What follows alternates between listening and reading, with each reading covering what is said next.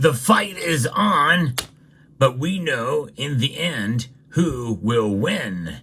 And it's not this. It's gold and silver. Let's talk about what they're doing to fight back against the Fed today as we explore.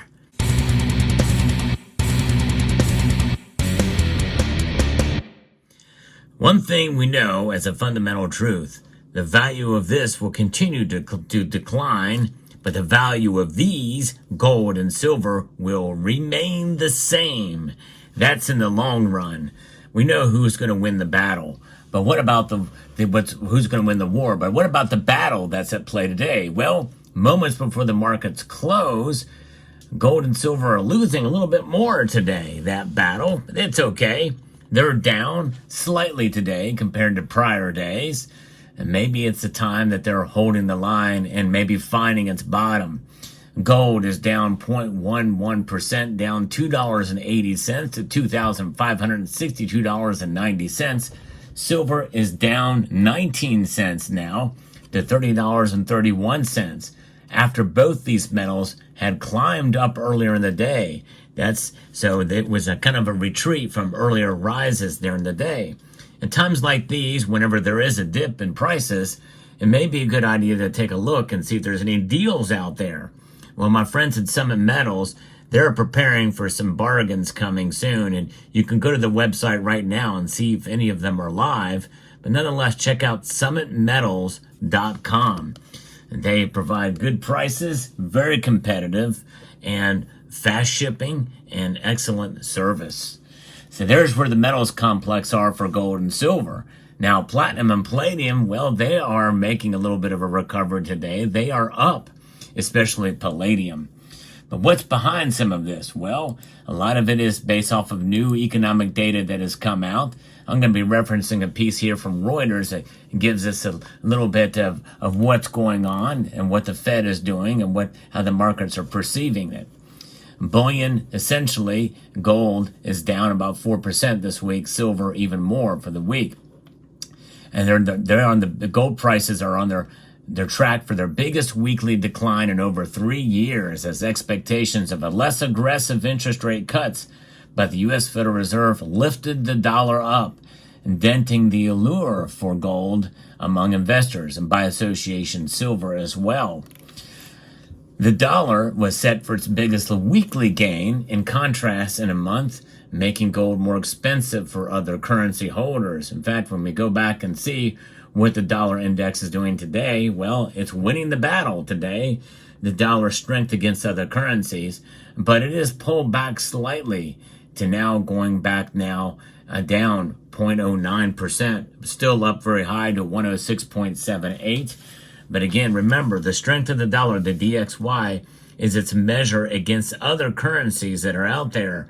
Essentially, it's still a very dirty currency. It's just the cleanest in the laundry pile of other dirty currencies. So there it is. And gold and silver, though they shine on, their beauty is essentially something that will never go away, although silver may tarnish, but gold will gleam on for sure. And there's a beauty to some tarnishing with silver too. It doesn't take away from what it is, and it doesn't erode, which is nice. That's a nice thing about gold and silver. It maintains its worth and its continuity.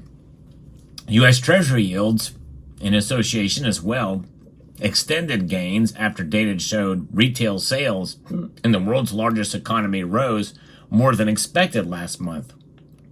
All the uncertainties, specifically in the short term, uncertainties have been removed from the mix. Now gold is just going back to basic fundamentals, according to Alex Epikarin, Chief Operating Officer at Allegiance Gold. And that is really what we're looking at here. Basic fundamentals for gold and silver as well too, which means that we could chalk up a win for this year if they maintain above where they were before March. Economists believe President-elect Donald Trump's tariffs plan will stoke inflation, potentially slowing the Fed's rate easing cycle. And again, I need to correct Reuters news agency because tariffs and taxes don't cause inflation. They may cause prices to go up, but that's not inflation.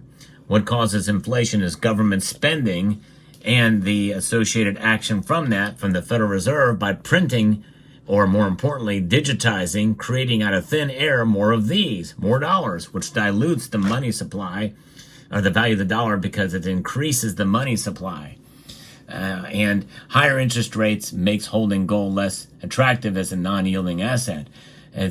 So if the tariffs plans work out, it would slow the Fed's rate easing cycle. Now, Thursday, Fed Chair Jerome Powell said the U.S. Central Bank did not need to rush to lower interest rates. So that gives us a hint of what's going on.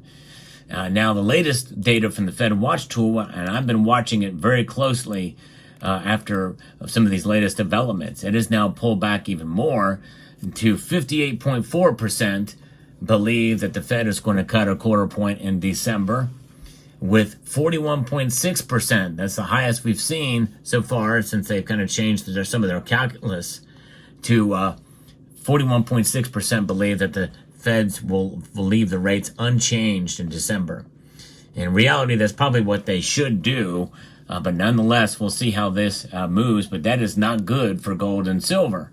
However, with these numbers moving to 50-50 and even more in line with them keeping the rates where they're at, gold and silver prices are doing okay. They're hanging in there. They're fighting back. And with the gains that we've seen yesterday and today before a pullback by the end of the day is, I think, an indicator of what I'm talking about here. I think it's only a matter of time before we start to see these metals really start to solidify and stand on firm ground with and hold their own through the digestion of a new administration, and also with what the Federal Reserve is going to be doing. So it's encouraging in that way. Now, going back to the article here, so far gold has been negatively impacted by the election of Trump, but this can change if there is some more uncertainty, which could come back in the medium term, according to Kinesis money market analyst Carlo Alberto de Casa. Traders will now be on the lookout for remarks from several Fed officials scheduled to speak later in the day. Spot silver has fallen as well, as we talked about, and so we'll see what happens there.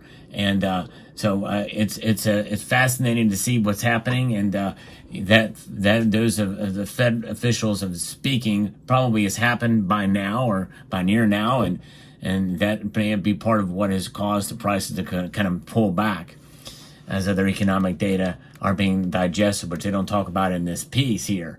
But nonetheless, that's where the markets are, and it is fascinating to see what's going on and how silver and gold react, and with some pushbacks, but not by a whole lot. You know, where do I think gold and silver are going to end up by the end of the year now? Well, I tell you, I very rarely do this. I very rarely pull off of my course. Usually, if I'm right about where silver and gold are going to go by the end of the year, I will adjust my predictions. And I really haven't made a hard one for gold, but silver I have for $35 an ounce. I still think it's a possibility, but less likely now. But I think that likely I was 9 cents shy of it, and I don't think we're going to see $35 silver by the end of the year. I really don't think that's going to happen. I could be wrong, and I'd like to be wrong about it so that I can be right about my initial prediction, but I'm now shying away from that. But if we can hold above $30 an ounce for silver by the end of the year, I still call that a win. I still think that's really good considering where silver was a year prior. So don't lose any hope or heart in terms of silver's price. And gold, well, it's totally realistic to think about that a consolidation of price. And heck, anything above $2,500 is an absolute amazing thing for gold. In fact, I still think part of me really feels it's overvalued, and I like to see it pull back so I can buy more. But nonetheless, that is where gold is. It'll be very interesting to see what happens with other digesting of economic data through the weekend and into next week, and see how things play out on the geopolitical front as well too, as things are somewhat calming down in many areas there. as the war in Gaza is kind of winding down, and the IDF has made amazing strides in taking territory and also absolutely decimating and pummeling Hezbollah as well. And so a lot of different things to think about with the markets today. Let me know what your thoughts are about gold and silver, and how will this adjust your buying schedule. I think if you're thinking about buying precious metals, you like to look for dips if you can, but dollar cost averaging at the very least is something to consider. But one thing is for sure, holding on and pressing on with gold and silver, I think is a great thing. And I'm continuing to buy, and I don't know what 2025 is going to hold as far as my buying schedule. A lot of it's going to depend upon the price and other things that come our way. We'll talk about strategies as we get closer to the end of the year as far as buying, but strategies definitely are something you should plan for, and you should have the agile mindset that things can shift and change, and that should be considered when making purchases. So I hope you found this video informative, insightful, and educational. Would like to extend a multitude of gratitude to you all for taking the time to watch. And yep, I'm going to encourage you to please rate, share, comment, and subscribe.